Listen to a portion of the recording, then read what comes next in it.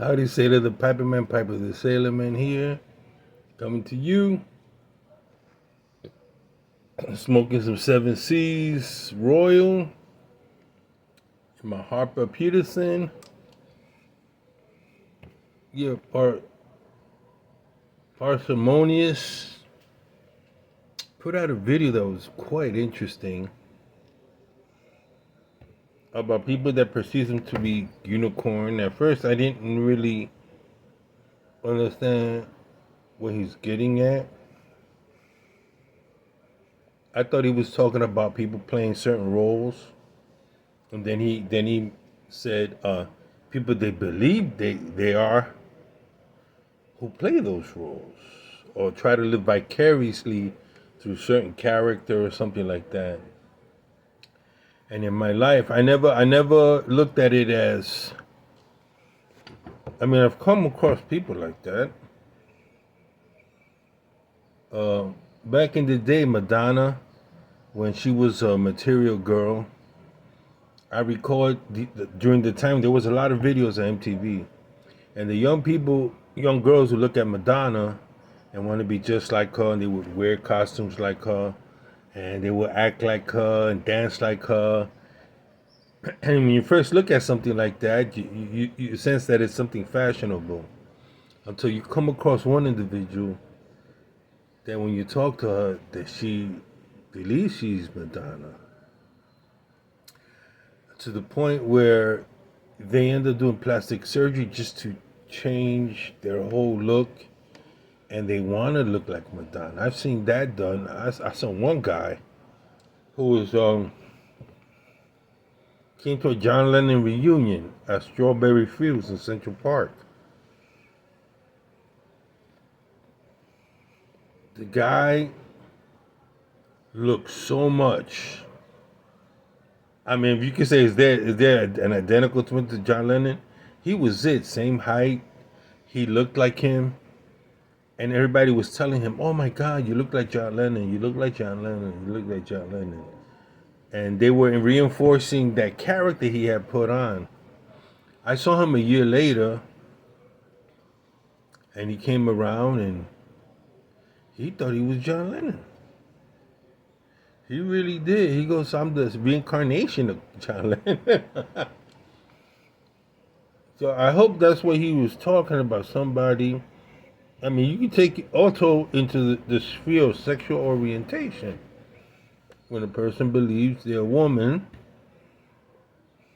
well, the fact they got genitals, the fact that they were born as men, many of them cross dress, and many of them go as far. They believe in their psyche, they're women. They'll start acting like women, and oftentimes from the research, they start producing different hormones. I don't know if there's something wrong. I have no idea as far as biological or genetically, if the mind has anything to do with somebody changing their behavior. I know I've seen that in female athletes where testosterone increases in a lot of women as they begin to exercise, and there's certain physiological change. I don't know if there's evolution. I have no idea. I just know what I see. And what I saw, this woman just turned into a man, believed that she was a man, and I mean, we try to address that, but you're a woman, you were born a woman, you got vagina, you got the whole works. And I mean, she liked men, she liked men, but she believed that she was born to be a man, but somehow her soul went into a her body, a female body. She believed she was a man, but that her soul went into a female body.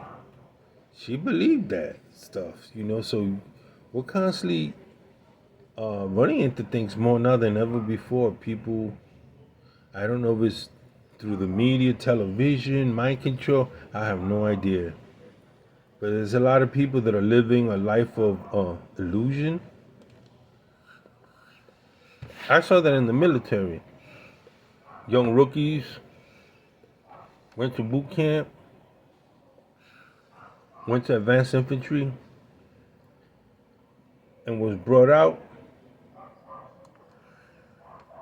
Obviously, these are guys that he was one of these guys constantly on video games, playing games, and he was really, really good. You know, when you play those games, you get shot at, you get shot up, and then you respawn. You know, and here we are in Lebanon. I'm telling this guy to stay down, follow the tracer rounds that are coming his way. This is the distance of this particular round is going to travel.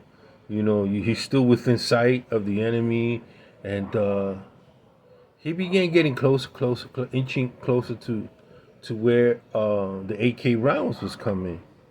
And one of them, he got up, and the bullet passed by him, whisked by him. You can see the tracer round, and he thought he wasn't gonna get hit. All of a sudden, he got hit on his thigh. When that kid got hit on his thigh, he looked down. He couldn't believe he was hit. I said, "You hit, you hit." He goes, "No, I didn't get." And all of a sudden, when he saw that blood come out, he started screaming. Ah! He had a dose of reality. And a lot of those guys are like, "Wow, man, it's this is real. This is real. Wake up. This is you're gonna die out here. You know, you're gonna die out here." And let me tell you, as a medic,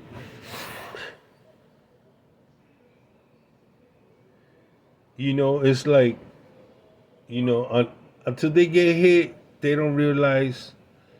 Uh, um, they geared them up to feel and to be like this invincible dude, you know, superhuman. All of a sudden, man, that bubble gets busted when all of a sudden they get hit in the chest, or there's an exit wound, and they're on the floor lying there in extreme pain, and I'm over them, and they're yelling for their mother, "Am I gonna die? Don't let me die." All kinds of thought run through their mind of, you know, of that they got the fatality, the the supreme fatal. I forgot the word I want to use. You know that they're infallible. That they're gonna die, man. You know, if I don't, if I don't patch them up, I don't put that IV, I don't put that plasma in them. I don't, I don't put dextrose. I don't put morphine in them. They're gonna go into shock. They're gonna die. You know, and for me, I have to be real all the time. I can't afford to play, you know, there's a movie out with this corpsman is climbing, fighting against the Japanese, and he's bringing back all these wounded people. And the Hollywood made that look like, you know, he was like invincible, man. You know, bringing back all those wounded soldiers all by himself. I didn't believe one bit of that picture and how Hollywood portrayed, you know, romanticizing him as a corpsman. There's nothing romantic about a corpsman when you get to know these men and then you see, you know, they lost legs, you know, they're about half alive, you know, and so at first it's surreal when you're treating your first two people. Then when you see them in their body bags, everybody's reminded that, you know, it's not worth being a unicorn, man.